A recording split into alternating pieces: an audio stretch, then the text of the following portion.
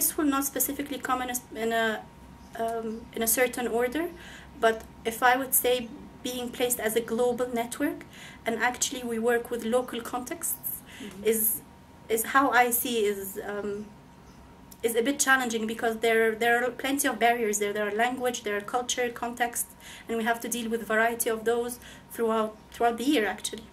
I would say the skills, because we do not have too many people who are able to document and share experiences. So you have to start with, how do you write a good article? What constitutes a good article? What else should accompany this article, whether resources, artwork or whatever else. And when we teach people on that, then they are able to contribute to knowledge, but then they are more of an oral community. I mean, we have many communities that don't value much of writing, so they tell the story. So we are integrating the use of video to enable them tell their story as opposed to writing.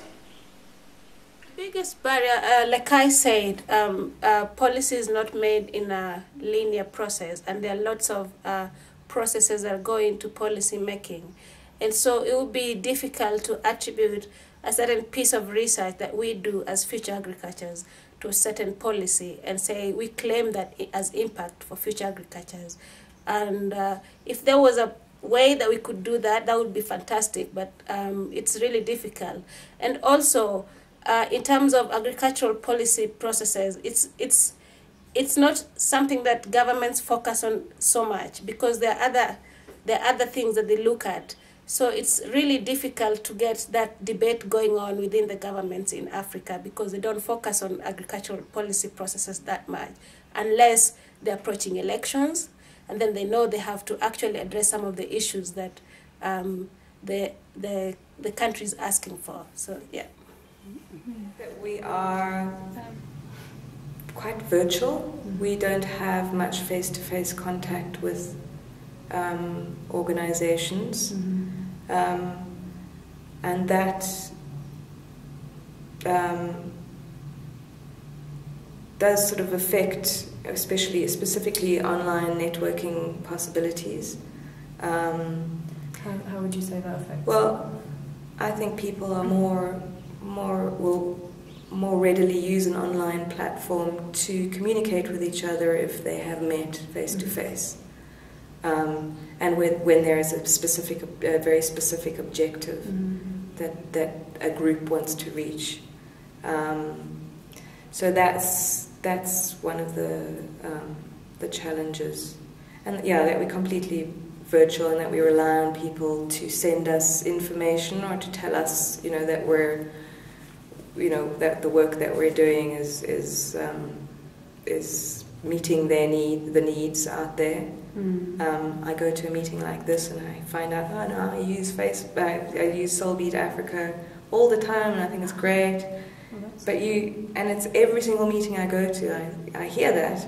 But you just, sitting in an office behind your computer, people won't say that on an email.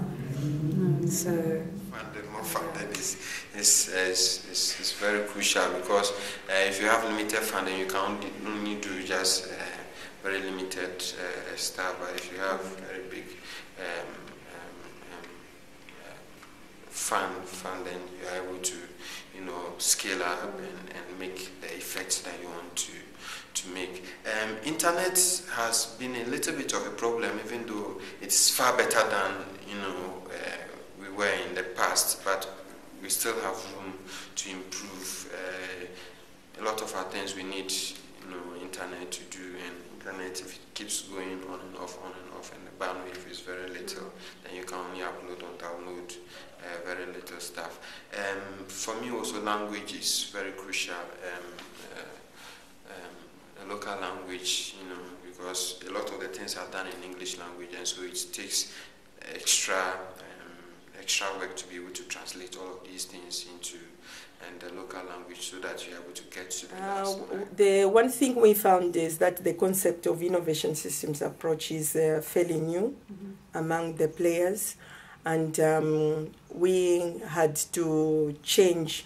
You need to do a lot of nurturing or capacity building of the researchers themselves in how to work as a platform. So that was major. And then also that it requires some resources in order for it to work well. It's long term. You need to keep on giving support. In that respect, the training on ESA, we had to train the platform members so that eventually they, amongst themselves, they can also continue teaching within the country. Yeah. As I say, personally, myself, I'm engaged with 3 organizations. So we have our network, which are running these programs. But most of the programs are one-off programs. You do have to institutionalize them within institutions, where we set up sustainable systems within these institutions. We get one-off fundings for these capacity building projects, and we use some of our own personal income for other M&E. So if we would get a grant fund, to run these programs on a long-term basis, it's easy to monitor and evaluate. The barriers, obviously, the biggest one is funding. That's the key one. But again, it's also having less funds also makes you think innovatively how you could make something really, really worthwhile. So that's one thing.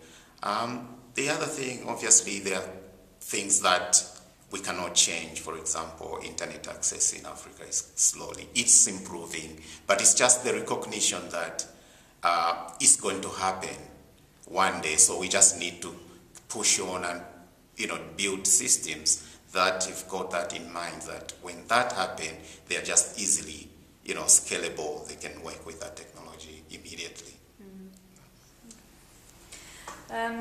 Yeah, that's a very difficult one.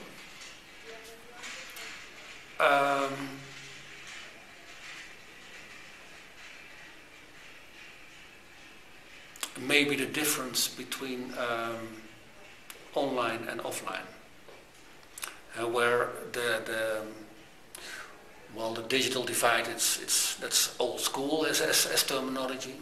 But what we see happening is that some people do have access to information on having internet access, having tablets, and they're very fast getting their information, versus people who do not have reliable internet access or reliable power or have different devices.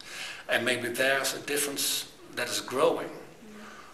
A problem that may solve in time, when internet connectivity also in remote areas or rural areas are improving. But at this moment, it's hard to decide on which group you target. Yeah. So I think that's for me as I don't know if they're really barriers.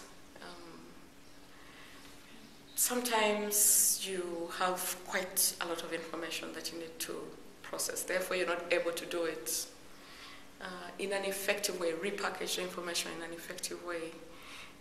So that can be a challenge, but not all the time.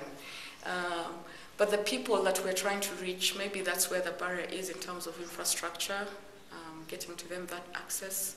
How do you provide them with that information in a cost-effective way, without having to transport them, hold a face-to-face meeting? So where social media would have played a very good role, but it can't because we still don't have the last point of connection made properly for some people. That becomes a barrier in terms of disseminating the information. The other bit is in judging how effectively people are using that information. It's not so easy when you put out a lot of information to see whether that is having an impact. Have people used it and has it changed? Without going out to do a traditional survey and asking questions, but seeing your work come out in other areas is not so easy. I don't know if that's a barrier. Yeah, but I think they're more related to infrastructure and access because it's around ICT, and we're trying to use ICT as the tool if we're promoting using ICT in delivery of services, we need to use the ICT ourselves, and it is not always so easy to do so.